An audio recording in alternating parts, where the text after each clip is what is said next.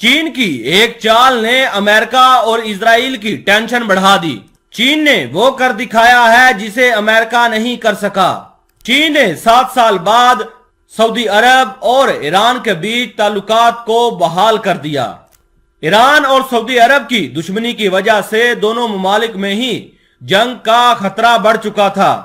चीन ने ईरान और सऊदी अरब के बीच लगातार 4 दिन तक बीजिंग के अंदर मीटिंग करने के बाद इस बात का ऐलान कर दिया कि सऊदी अरब और ईरान के बीच ताल्लुकात बहाल हो चुके हैं। चीन के फॉरेन मिनिस्टर का कहना था कि सऊदी अरब और ईरान वाले एक बार फिर एक ही टेबल के ऊपर आ गए हैं और अपने हालात को बेहतर करने के लिए राजी हो चुके हैं और आइंदा अपने अपने मुल्क के अंदर एक दूसरे की एम्बेसी खोलने जा रहे हैं। ये मामला इंटरनेशनल वर्ल्ड की अहमियत से बहुत ही अहमियत का हामिल था। चीन वाले इस मुआहदे का जोरों शोर से ऐलान कर रहा है। जो काम अमेरिका नहीं कर सकता था वो काम चीन ने कर दिखाया है।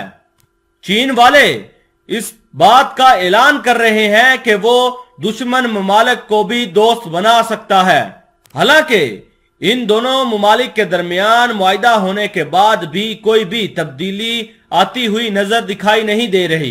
दोनों ममालिक के दरमियान मुठभेड़ खत्म होने वाली नहीं है, लेकिन इस चीज का किस ममालिक के ऊपर असर होगा वो हम बताते हैं।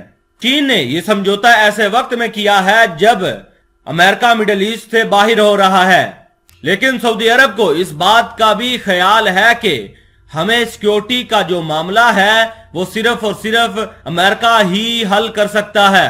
सऊदी अरब को इतना भरोसा चीन के ऊपर नहीं है जितना उसको अमेरिका के ऊपर है।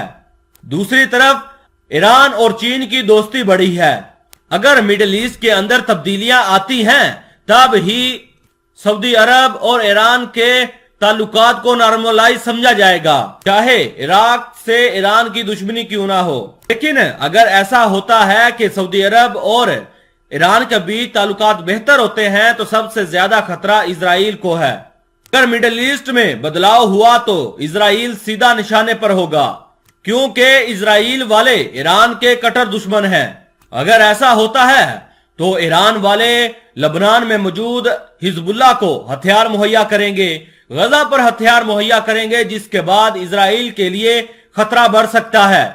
इधर ईरान और सऊदी अरब के दोबारा ताल्लुकात को लेकर जो बाइडेन ने भी कहा है कि अरब ममालिक और इजराइल के दरमियान हालात बेहतर रहना ही अच्छा है। इधर अमेरिका के जॉन किर्बी ने भी ये ऐलान कर दिया है कि अमेरिका के हटने के बाद चीन वाले उसकी जगह पर आकर बैठ रहे हैं।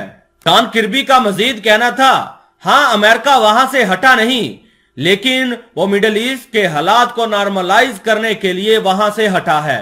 दोस्तों, अगर ईरान और सऊदी अरब के हालात बेहतर होते हैं तो इस चीज का असर इजराइल पर बहुत गहरा पड़ेगा, क्योंकि इजराइल और सऊदी अरब के आने वाले वक्त में हालात बेहतर होने का अंदिया कई बार सऊदी अरब और इजराइल दे चुके हैं। इजराइल वाले कई बार सऊदी अरब से ईरान पर हमला करने की फौजी मदद भी मांग चुके हैं। अगर सऊदी अरब और ईरान के हालात बेहतर हो जाते हैं तो मिडिल ईस्ट के अंदर इजराइल का रहना खतरे से खाली नहीं है। देखते हैं कि आगे अमेरिका, इजराइल और सऊदी अरब और ईरान में क्या बदलाव आता है।